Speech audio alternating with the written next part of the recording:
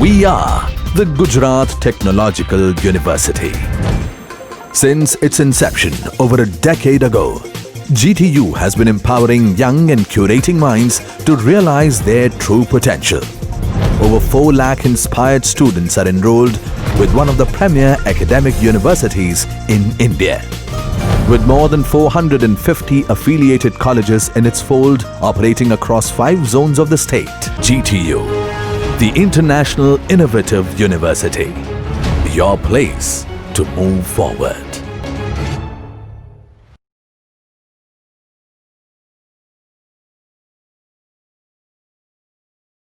Hello everyone. Today we are going to discuss controls in ASP.NET. The ASP.NET controls are designed to resemble standard window forms controls. We already discussed many window forms controls that all standard Windows form controls are resemble over here in ASP.NET. It means it is reused over here in ASP.NET. These controls are used to design the interface of web applications. ASP.NET provides a standard set of controls that can be used to develop web applications. You can access all these controls from the toolbox present in the Visual Studio. These controls can be easily used by dragging and dropping them at any desired location on a web form. You can see over here a screenshot of toolbox available in our Visual Studio. We can note that the controls over here are categorized into some tabs. That tabs are like standard tabs, data, validation, navigation, login. So what's it? Based on the task performed by them, these controls are grouped under various categories, and these categories are known as tabs.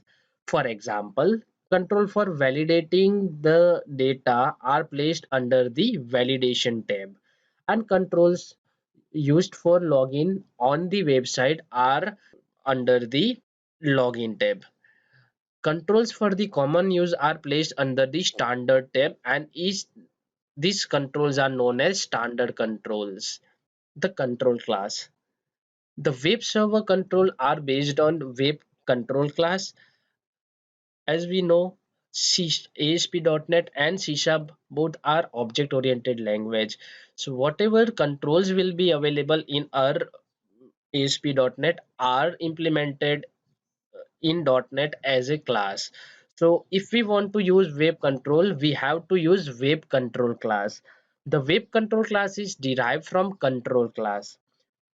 The system.web.ui.control class is base class of web server controls. This class is derived from object class. It means that control class is derived from object class which resides the system namespace.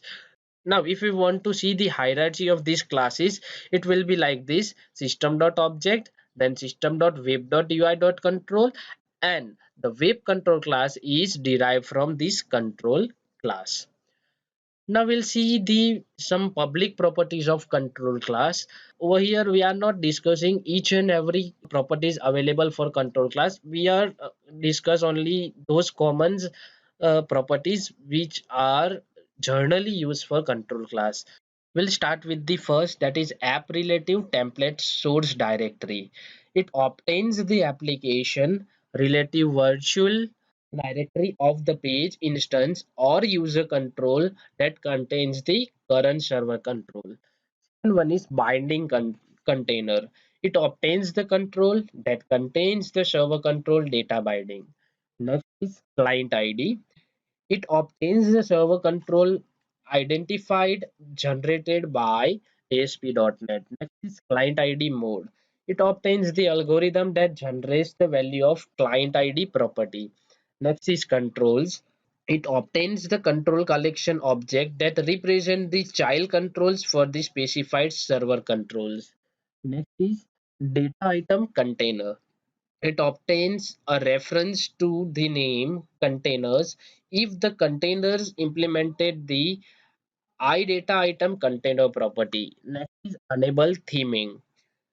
It is used to obtain a value identity whether or not themes apply to a server control or not. Next is enable view state. It obtains a value indicating whether or not the server control presides its view state and the view state of any child control is contained or not. Next is ID. It obtains the programmatically identifier assigned to the server control. Next is naming containers. It obtains a references to server controls naming container which creates a unique namespace to differentiate between server controls with the same system dot web dot ui dot control dot id property. Next is page property. It obtains a reference of page instance that contains the server control. Next is parent property. It obtains a reference of the server controls parent control in the page control hierarchy. Next is rendering compatibility. It obtains the value that specify the ASP.NET version which is compatible with the HTML code. Next is site. It obtains the information about the container that hosts the current control when the rendering on a design surface. Next is skin ID. It obtains the style to apply the server control. Next is template control. It obtains a reference of the template that contains the server control. Next is template source directory. It is used to obtain virtual directory of a page instance or user control that contains the current server controls. Next is unique ID. It obtains the unique hierarchical qualified identifier for the server control. Next is view state mode. It specifies the view state mode of the server control. And last one is visible. It obtains a value that indicates whether or not server control is rendered as UI on a web page. Now we'll discuss methods available for control class. First method is apply style sheet skin method. It helps in applying the style property defined in the page style sheet to the server controls. Next is data bind method.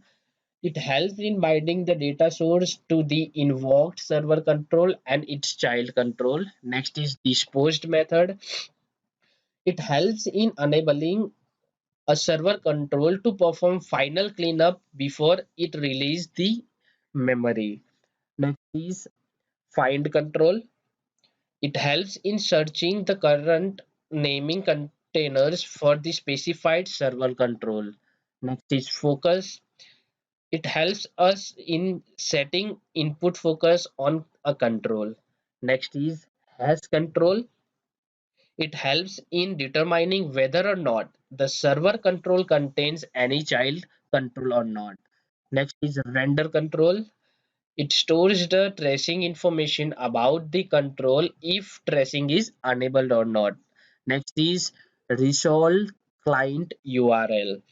It helps us in getting a uniform resource locator. It means URL that can be used by a browser. Next is resolve URL. It helps us in converting a URL into derived form. Last method is set render method delegate. It helps us in assigning an event handler delegate to render the server control and it's contained into its parent control. Apart from properties and methods, many events of control class is also available. Now we'll discuss the events of the control class. First event is data binding event. It occurs when server control is attached to the data source.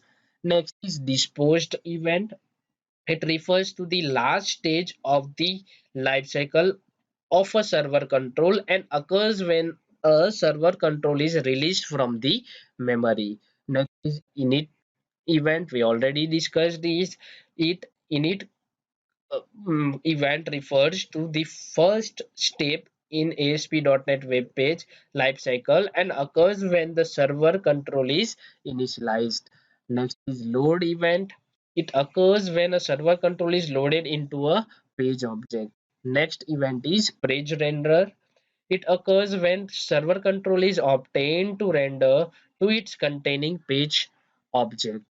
And last one, unload event. It occurs when a server control is unloaded from memory. Next are the properties for web control class. We are earlier discussed the properties, method and event of control class.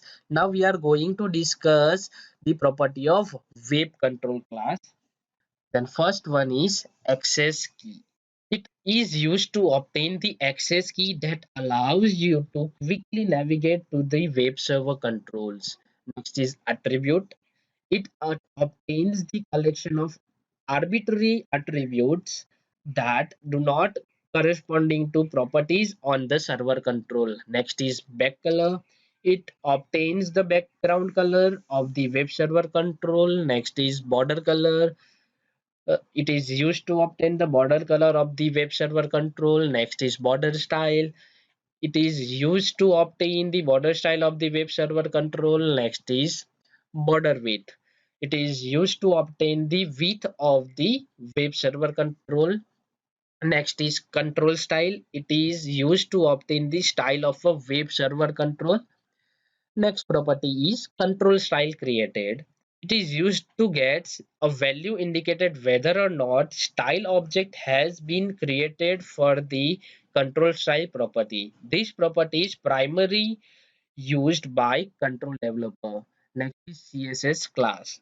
It is used to obtain the CSS class rendered by the web server control on the client. Next is enabled. It is used to obtain a value indicating whether or not web server is enabled or not. Next is enable theming. It is used to obtain value indicated whether or not themes apply to web server or not. Next is font. It is used to obtain the font property associated with the web server control. Next is for color. It is used to obtain foreground color. It means font color of the web server control. Next is has attribute. It specify a value indicated whether or not attribute are set for the web server control. Next is height. It is used to obtain height of the web server control. Next is skin ID. It is used to obtain the style to apply the web server control. Next is style. It is used to obtain a collection of text attribute that will be rendered as a style attribute on the outer tag of the web server control. Next is tab index. It is used to obtain the tab index of the web server control. Next is tooltip. It is used to obtain text display when the mouse pointer hover over the web server control. And last one is width, that is used to obtain width of the web server control. Apart from this public property of web control class, many methods are also available for web control class. First is apply style method. It is used to copy any non-blank element of the specified style to the web control. Next is copy base attributes. It is used to copy the property that are not encapsulated by style object from the specified web server control to the web server control that this method is called from.